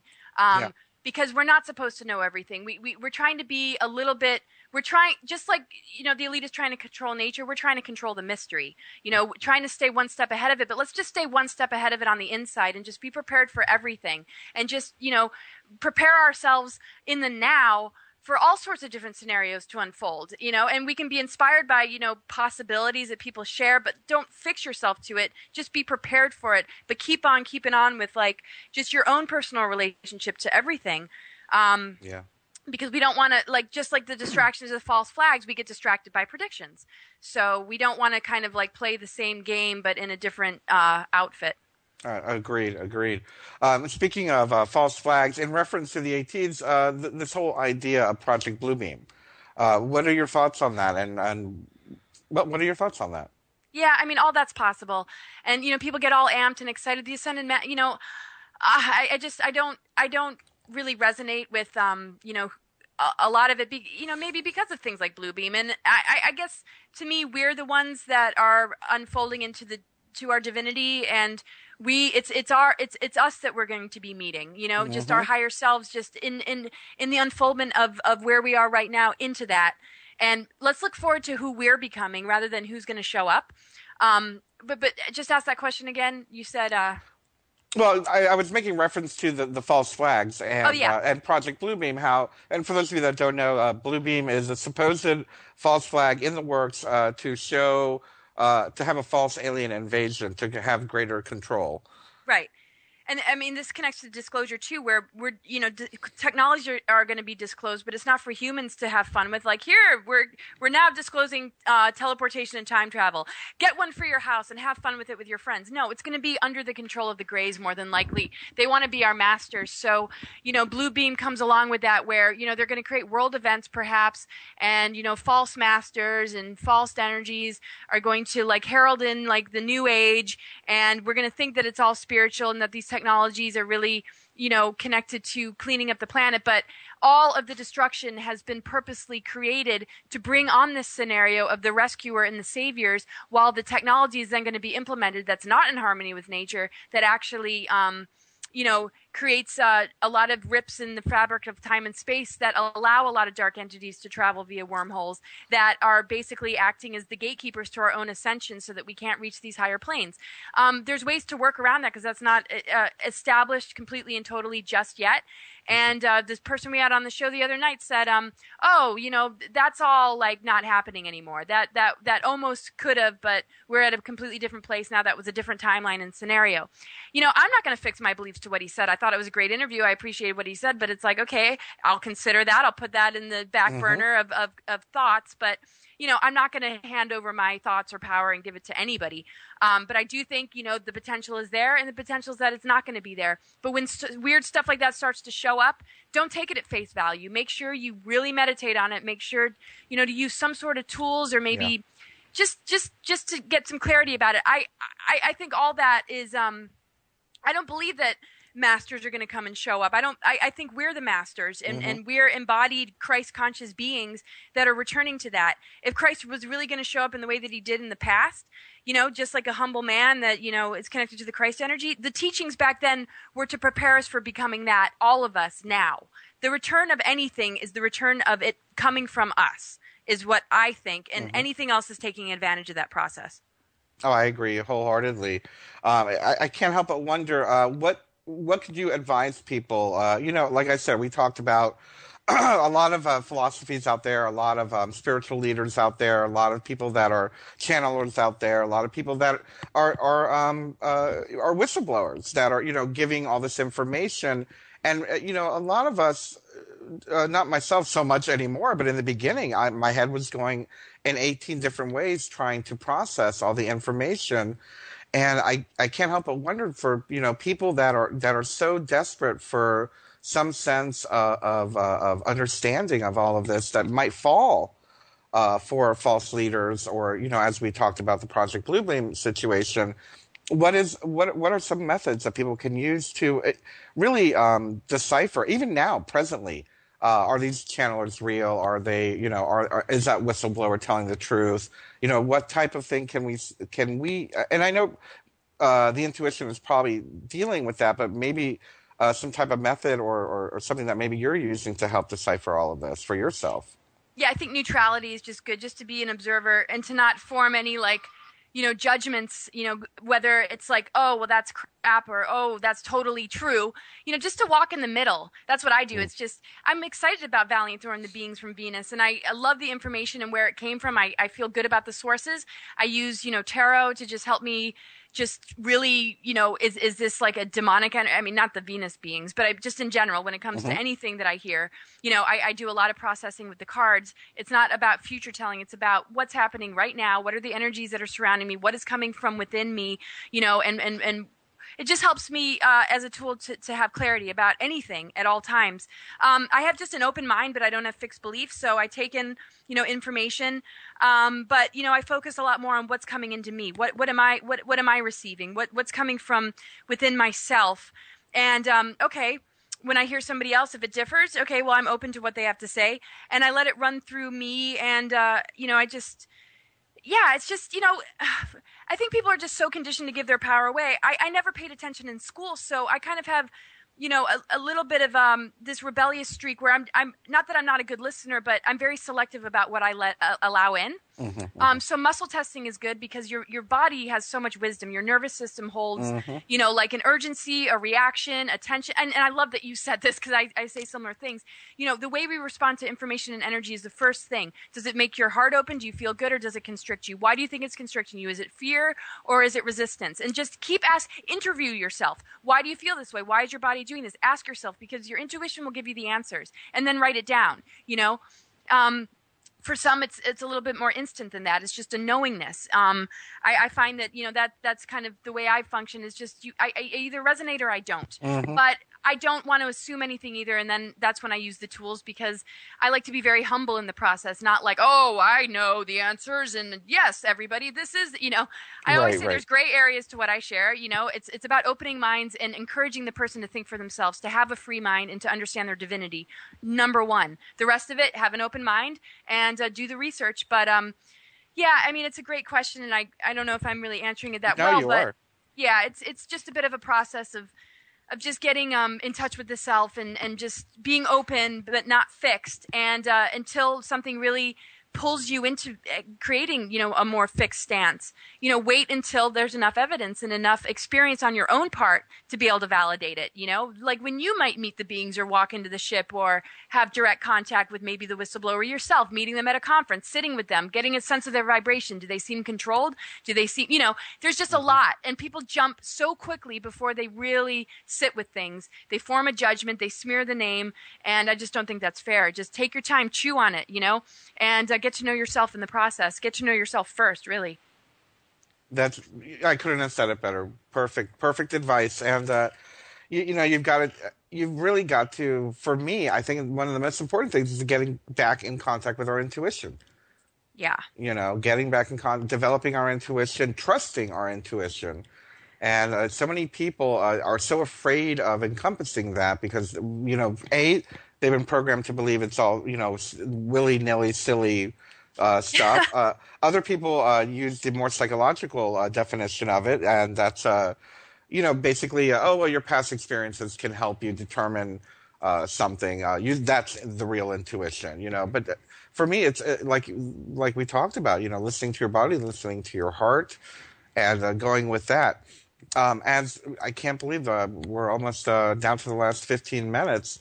With that being said, I was wondering, today, we started off talking about what can we do to help serve the Earth crisis. If there was one thing that you could share with our listeners as to what would be the one most important thing at this moment to help solve this Earth crisis that we're going through, what would that be? Wow. Oh, gosh. Or a first step. How's that? Well, I mean, just the inner work, really embrace it. Don't make it like this burden or this problem or like project onto yourself that you're screwed up or this or that. Just really take it step by step. Pay attention to the way you're feeling on a day-to-day basis. If there's stuff, that needs to be released, just really go within, number one. Focus on just, your own inner union and balance. Really work on improving relationships, taking everything to a higher vibration. Your health, your relationships, the way you relate to nature, just the way you see things in the world. Watch your negativity, watch your thoughts, watch your beliefs. Pay real close attention. Stay conscious in the way you communicate. Consciousness really is a full-time thing. It's not like, oh, well, I'm going to go unconscious now. It's like you got to like be on guard, but like it's not out of fear. It's because it's the only way to really function. It's get in touch with nature too. You just really pay attention to the forces that are coming in. Align yourselves with those forces. Let the whole other world, external world, and everything in the governments and everything that's happening. Let that sort of be for later. Focus more on the real stuff, the real timeline, the organic ascension, which you get from the earth and cosmos and the sun and just your own inner process. Let everything else, look at it as an observer to just gauge where humanity's at and where the consciousness is at. Don't get so immersed in it that you lose yourself to it. Do your best to share, information with your friends and family in the way that we discussed already. Maybe things that they can relate to instead of like the heavier conspiracy stuff, like with David Icke talking about reptilians. Warm people up and, just be the example. Just hold, just a frequency of trust no matter what happens. If things get ripped away from you or major life changes happen that derail you a little bit or uproot you, remember it's about, detachment and getting in alignment with the abundance of the universe and your own incredible abilities. In order to do that, crises are going to manifest in order to help you, not hurt you. Mm-hmm. So allow your perceptions to work towards your higher growth rather than perceiving things that are going to cause more doom, gloom, and defeat. We get to decide. I mean, just like if we're driving a car, navigating, the energy we hold makes a huge difference to how we get to our destination. If we're stressed and we're driving, we have road rage, we're maybe getting in an accident. But if we're just calm and we're in our center and we trust, there's a magic and a flow that's always with us. So just take deep breaths, trust what you're manifesting, whether good or bad, both are important for our soul development. To experience this duality until we find the neutrality within, to not form such a judgment. That's going to help us lift out of these lessons because they are lessons in a lot of ways. Oh, they most certainly are. Most certainly. And let me ask you, while we're beginning to wrap up, let's talk a little bit about you. What are you going to be doing in the near future? I know that you have a radio show now with Dr. Dream. Can you tell us a little bit about that? Yes, our radio show is Tuesdays at 6 p.m. Pacific time. And it's called Awaken the Dream Radio, and we're both co-hosts. We have a combined session healing practice where we work together, and it's a website that people can find called healthyfamilynow.com. And nice. We have an office in Ventura. We do just incredible stuff, energy work, tarot, astrology, clairvoyance, just really just helping, the person to just be on their path, their organic ascension path, empowerment, and just releasing foreign energy, improving health, all that. And our next event will be Stargate to the Cosmos, June 7th, 8th, and 9th. And a lot of wonderful things, all summer long. And instead of listing them, I encourage people to go to my website, cosmicgaiasophia.com. But real quick, another really great one is going to be Contact in the Desert. Oh, wow. Yeah. Okay. I like the title. Yeah. That's going to be awesome. That's August 9th to 11th. Amazing speakers like Graham Hancock, Jim Mars, William Henry, David Wilcock, my partner Dr. Dream and I, Alfred Weber. And then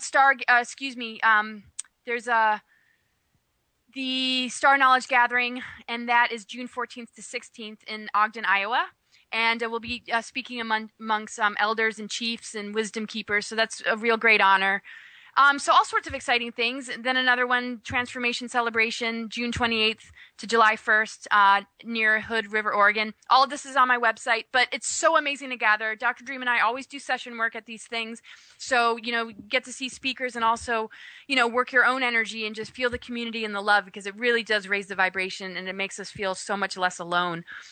It really does. Yeah. I couldn't agree more. Again, we still have a few more minutes, and I was just wondering. I'm looking at. I'm actually on my website looking at your event page, and I'm noticing the advertisement for the film Sirius. Did you have a chance to view that?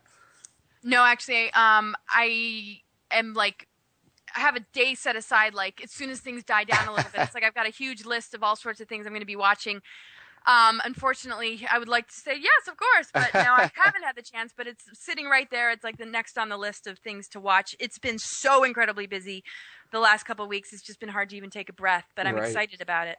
What do you think of the idea of it, of trying to do for me, in lack of a better term, a mainstream documentary about disclosure? Well, I think it's excellent. That's why I want to watch it, because I'm curious. Okay, well, where is this going to gear the mindsets of people that are watching it? And what is the information? How is it being presented?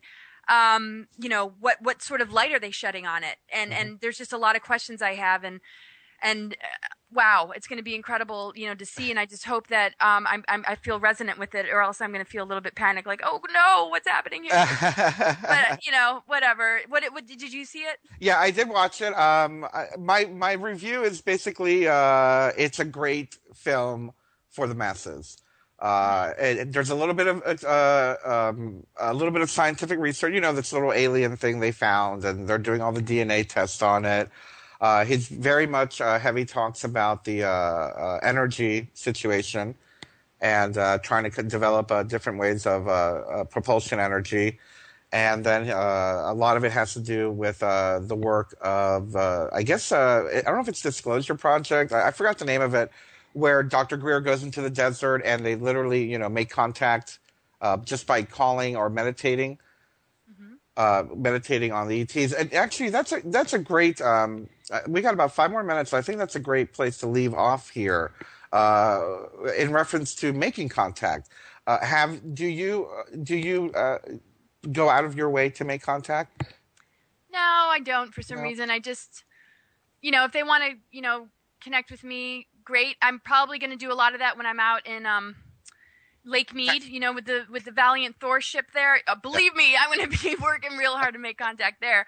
But yeah, I've used the night vision goggles and I've done a lot of meditation. I lived in the wilderness for a while, and so I was always looking at the stars and just connecting to beings. But a lot of my attention just likes to go, directly to source and into the Gaia goddess energy and Sophia. And, I have had contact, when I was younger about my path, and I just sort of leave it open. But because I feel so good about the beings from Venus, and, my work has a lot to do with, Venus, I just feel okay, this feels like family, even though a lot, from the Pleiades and Sirius and other star systems, definitely feel like family. This is just hitting me on a different level for some reason, maybe because of the association with Ike, and the Mars recruiters mentioned something about beings that had mentioned the descendant of Isaac. There's just weird things that are okay, I'm on the trail and it's leading closer to these beings from Venus.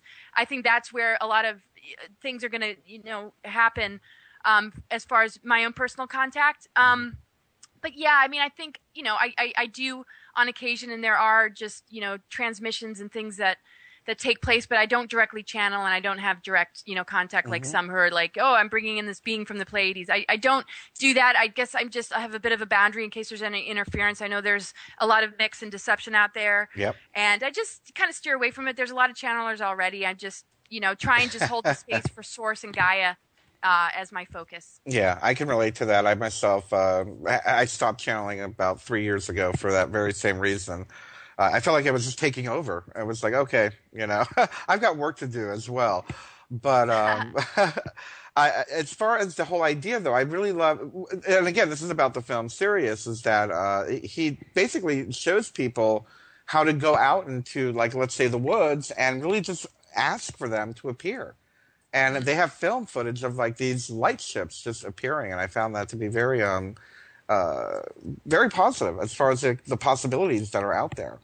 Yeah, definitely. Yeah, a lot of people that I have as clients are like, well, how do I contact, beings, and what do I do? And it's like, yeah, I mean, you really can. You can just bring it forward and, connect to it and, and just stay in alignment with your own, inner divine blueprint and hold a certain frequency so that there's no interference. Just protect your space. And yeah, I think it's great. And I'm definitely looking forward to more experiences and opportunities to do that. It's just been a while, since I've really been out there. But yeah, I think it's great. I look forward to watching it now that you've given me a little bit of a review. I've heard little bits and pieces from people, but I'd like to hear it from you. That's awesome. And it's so funny, I got to say, because after the film came out and everybody's, everyone's on Facebook and on their blogs and everyone's reviewing it. And it was just so funny. There was a lot of negativity. First of all, people were very upset that you have to pay for it. Other people were like, oh, this is just same old garbage recycled. And, for me, I immediately, I didn't want to defend it, but I wanted to defend the idea that it was a mainstream or a little bit more mainstream. And it was, we talked a little bit earlier about the whole conspiracy thing that, if you're going to awaken your neighbor, you're not going to shove Alex Jones or David Icke down their throat. You're going to start off with something a little more palatable. And I found Sirius, again, it was stuff, I'm sure, stuff that we all know, those of us that are involved in the communities. But for, general masses, I thought it was presented in a way that they can literally digest it without having fear or freaking out. I also love the fact that he put a little bit of a truther spin to it. And that was very good also. I think it got everybody engaged in the beginning. Oh, but, good. Yeah, he talks about a lot of things. They start off in Washington, D.C. and whatnot. So there was a good spin there. And it incorporates so many different aspects. So here I am. I'm going to do a plug for the movie. And actually, I'll plug our website because you can watch it on our website at thegic.org. I just laugh because so many people are like, oh, well, it's terrible. It was horrible. I'm like, yeah, I thought it was done very well. Yeah, I mean, people got to be a little bit more gracious towards all those that are working so hard to put this kind of stuff out there. There's so much criticism about, oh, well, we have to pay for it. It's like, I'm sorry, people still have to pay bills. Nobody has a problem putting down $10 to go to the movies. Right. Nobody has a problem, going to, but it's like, oh, but this information should be free. But, the people doing it, dedicate their lives to it, and they've got needs too. And believe me, I know this, and I know you do too. Nobody who does this work is rolling in dough at all. Yep. We're getting by, and we're happy to get by, and that's one thing. I'll leave it at that. I'm happy to get by, to be able to do the work. Exactly. I mean, I just it comes first, and I trust that something will always step in if need be to just make sure that I stay afloat, and I like to be in that relationship. I like to stay in that level of balance where, service to others, allows me to have my needs met in a way that's appropriate and not over or under, where there's too much or too little. And, it's our perceptions that decide what's too much or too little. And we just have to just be happy with where we are. And we have to love what we do and know that it serves the greater good. Absolutely. For it to all make sense. Well, I thank you so much, Laura. We're wrapping up right now. We got about a few more seconds. I want to thank you for joining us. It's always a pleasure. And we will see you all here on Revolution Radio next Tuesday at noon. Thank you, everyone. Have a great week. Bye. There is no denying the world is awakening. We see it in the global uprisings and demonstrations of the people around the planet and the new way of thinking and living that is arising naturally within each one of us and our communities. I have been a major player in this global shift and movement for over 20 years and have helped tens of thousands of people around the world change their lives and find their voice in order to help create the paradigm change we so desperately need. Join me here at Revolution Radio on the Just Bernard Show every Tuesday at noon Eastern Time for 2 hours of powerful interviews and discussion with some of the most influential visionaries of consciousness, alternative media, and suppressed knowledge, we promise to reveal the real matrix and empower your human experience.